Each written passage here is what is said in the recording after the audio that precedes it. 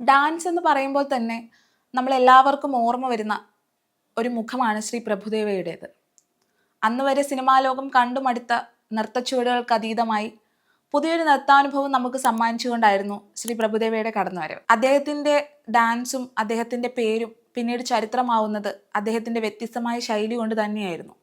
ഇപ്പോഴും നമുക്ക് എല്ലാവർക്കും ഓർമ്മ വരുന്ന ഒരു മുഖം, അല്ലെങ്കിൽ അദ്ദേഹത്തിൻ്റെ ഒരു അദ്ദേഹം കടന്നു വരുമ്പോൾ ഉണ്ടാകുന്ന ഒരു നൃത്തം, അദ്ദേഹത്തിൻ്റെ ഒരു എനർജി, അതെല്ലാം തന്നെ അദ്ദേഹത്തിന് നമ്മളെല്ലാവരും വീണ്ടും വീണ്ടും വീണ്ടും ഡാൻസ് എന്ന പേരിൽ തന്നെ ഓർക്കാനുള്ള ഒരു കാരണമാകുന്നു. ഡാൻസ് പഠിക്കണം എന്നുള്ള ഉറച്ച തീരുമാനം അദ്ദേഹം എടുത്തതിനു ശേഷം ശ്രീ ധർമ്മരാജൻ മാസ്റ്ററുടെയും ശ്രീ ലക്ഷ്മി നാരായണൻ മാസ്റ്ററുടെയും കീഴിൽ അദ്ദേഹം ആദ്യം അഭ്യസിക്കുന്നത് ഭരതനാട്യമാണ്. ആ ഗാനങ്ങളും ആ ഗാനരംഗങ്ങളുമെല്ലാം അന്നത്തെ യുവതലമുറ വളരെ ശക്തമായി ഏറ്റെടുത്തതായിരുന്നു. അത് പ്രഭുദേവയുടെ കരിയോഗ്രാഫ് ഉയർത്തുക തന്നെ ചെയ്തു. അതിലെ മുക്കാല മുക്കാപ്പുല എന്ന് പറയുന്ന സോങ് ആയാലും ഊർവശി ഊർവശി എന്ന് പറയുന്ന സോങ് ആയാലും അതിലെ നൃത്തരംഗങ്ങൾ കൊണ്ടാണ് വളരെയേറെ വ്യത്യസ്തമായിരുന്നത്.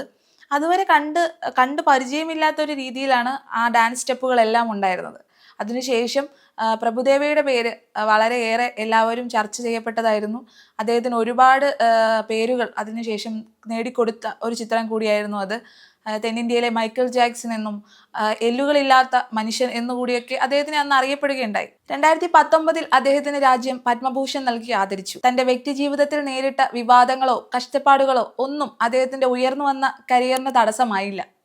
ഒരു നടനായും കൊറിയോഗ്രാഫറായും സംവിധായകനുമായും എല്ലാം സിനിമാ ജീവിതത്തിൽ തൻ്റെ വ്യക്തിമുദ്ര പതിപ്പിച്ച ശ്രീ പ്രഭുദേവയ്ക്ക് ജന്മദിനാശംസകൾ നേർന്നുകൊണ്ട് നിർത്തുന്നു.